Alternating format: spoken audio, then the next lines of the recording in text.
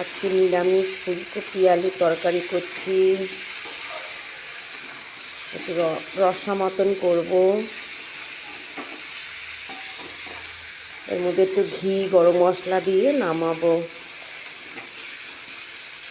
নতুন নতুন ফুলকপি তো একটু নিরামিষ করলেই ভালো লাগে। নামানোর আগে একটু ঘি গরম মশলা দেওয়া হয়, তাহলে আরও দারুণ টেস্টি হয়।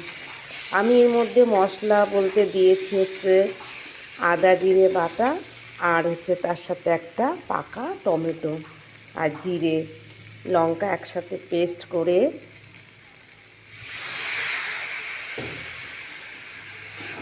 মিক্সিতে মশলাটা বেটেছি। হাতে বাটতে পারিনি, কারণ যা ঠান্ডা পড়েছে ভাই, হাতে আর শিলে বাটতে পারছি না, তাই মিক্সিতেই মশলাটা করেছি।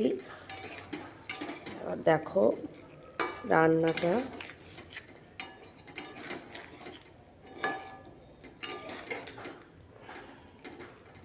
এই কষা কষা করব। নিরামিষ ঘি গরম মশলা দিয়ে করলে বেশ ভালোই লাগে। নতুন নতুন ফুলকপি। সবাই খুব ভালো থেকো। খুব ঠান্ডা পড়েছে, সবাই সাবধানে থেকো।